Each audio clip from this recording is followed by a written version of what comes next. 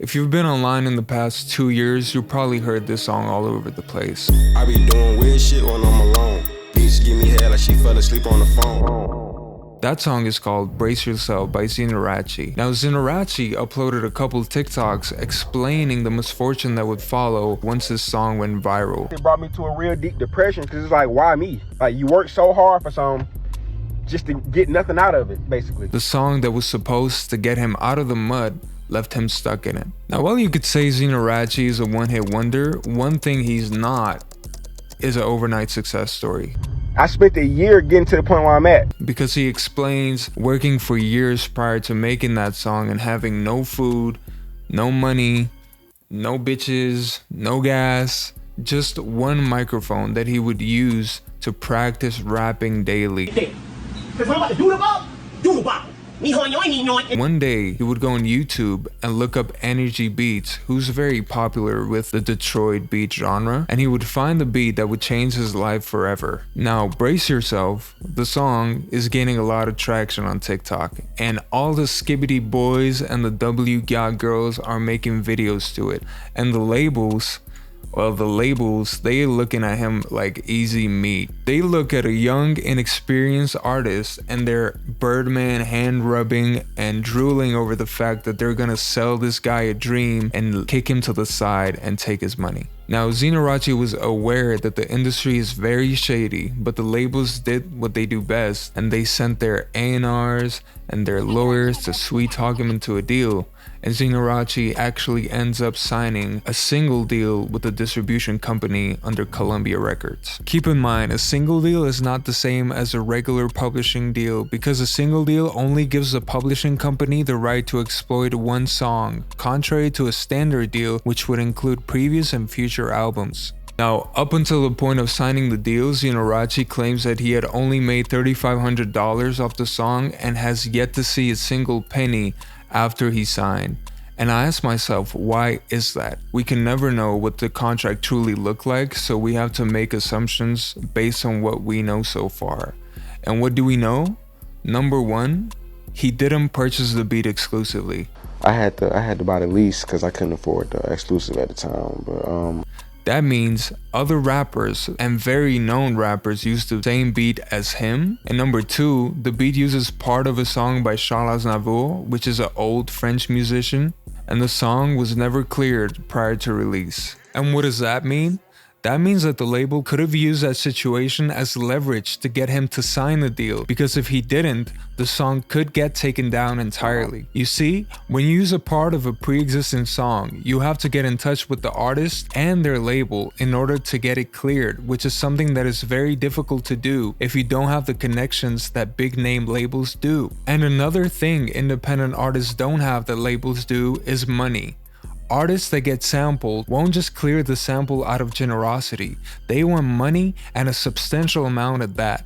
And what do labels do to minimize the costs? Well, the label will pay that substantial amount, but not out of their own funds. They will clear the sample using the budget of the artist, which in short won't allow the artist to make any money until the song generates enough revenue to pay back the label, holding the song hostage in a way. I forgot to mention that after the single deal, Zenorachi was also offered an EP deal worth in the hundreds of thousands. The only catch? Zenorachi wasn't allowed creative freedom. Now let's say you are offered a 5-song EP deal with a label. That doesn't necessarily mean you can just submit any song and you get the money. When you don't have creative freedom, the label gets to decide whether your song gets released or not. And if the labels never approve your releases, you can never fill the quota. Thus, they don't ever have to pay you the money that they promised.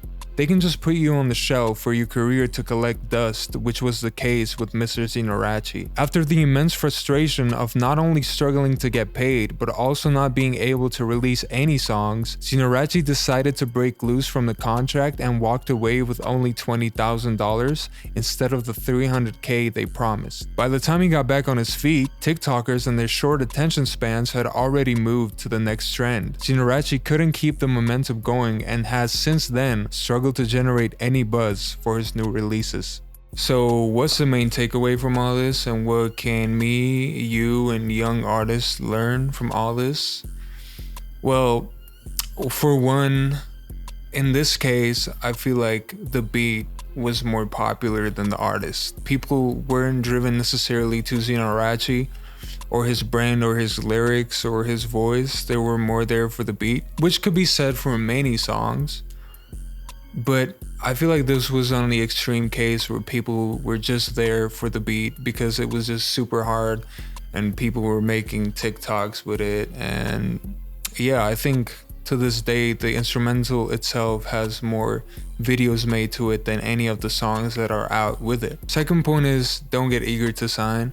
I mean, nowadays we just see a lot more artists, especially like one that comes to mind is Brent Faiyaz, who have been running it up with no label.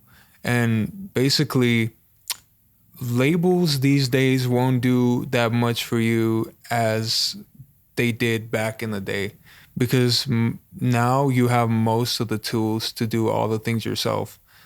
Labels come in handy to deal with stuff that are more like on the administrative part and the management part, but you can also hire people like that even if you are independent.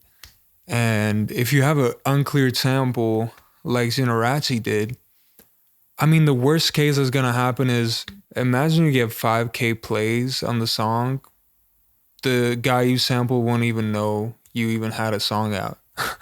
And if you get really famous off it, they're probably gonna take most of your money like they did with Juice WRLD. But now you actually have a buzz and you can monetize the buzz and not the song itself maybe, but you can monetize the buzz and release other songs while you have that buzz going on. And the third thing would be, don't make music for a trend. Zenorachi in videos specifically talks about making that song because he knew it would blow up on TikTok. He knew it was gonna be a sensation. And my advice would be, if you're gonna treat it like a trend, expect yourself to also be treated like one. Like, you're just gonna get dropped in an instant, basically. And that's about it. If you like seeing the video, please like and subscribe and leave a comment on what I could do better, because that really would motivate me to make another video, because I'm a numbers guy and that's just how I work. Okay, peace out. I hope I catch you on the next one. Bam.